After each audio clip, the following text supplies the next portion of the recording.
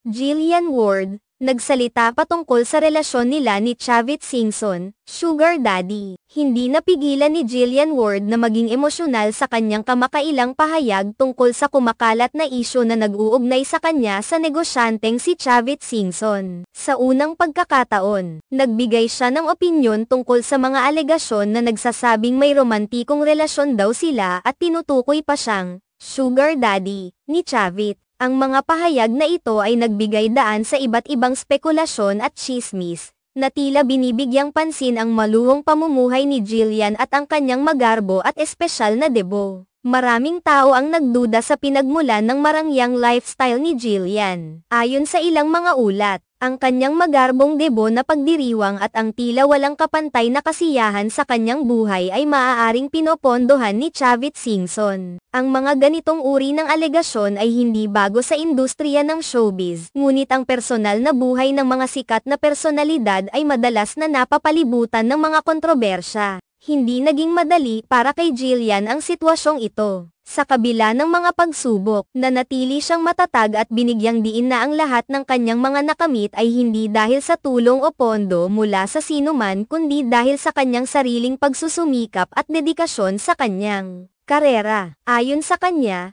ang kanyang tagumpay sa showbiz ay bunga ng matinding hirap at walang humpay na trabaho na kanyang isinakripisyo para makamit ang kanyang mga pangarap. Tila ayaw niyang mawala ng kredibilidad sa mata ng publiko at nais niyang ipakita na ang kanyang mga accomplishments ay hindi nakasalalay sa anumang uri ng relasyon sa isang taong kilala sa negosyo. Sinasalamin ng pahayag na ito ang hindi may iwasang epekto ng pagiging kilala sa industriya. Sa bawat hakbang ng isang sikat na tao, ang kanilang personal na buhay ay madalas na nagsisilbing paksa ng usap-usapan at mga spekulasyon. Sa halip na mag-focus sa kanyang mga nagawa, siya ay napilitang magbigay ng paliwanag para sa mga hindi makatwirang alegasyon. Ang ganitong sitwasyon ay hindi lamang nagpapakita ng pressuring effect ng public scrutiny kundi pati na rin ang pangangailangang mapanatili ang kanilang reputasyon sa harap ng madla. Sa kanyang pagtanggap ng mga paratang, nagbigay siya ng malinaw na mensahe na ang kanyang kasalukuyang kalagayan ay resulta ng kanyang sariling pagsusumikap. Ang kanyang pagiging bukas sa isyu ay naglalaman ng mensahe ng katotohanan at integridad.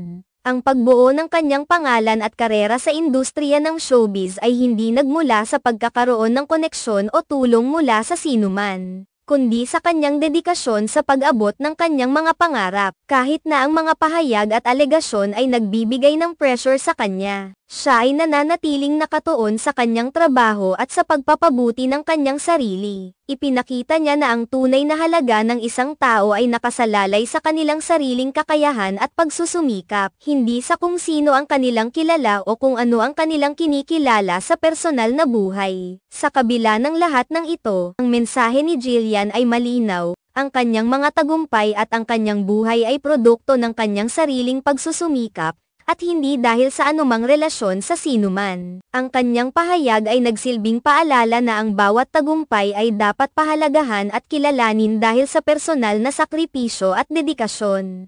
Hindi dahil sa mga spekulasyon at hindi pagkakaunawaan na maaaring lumitaw mula sa mga maling impormasyon.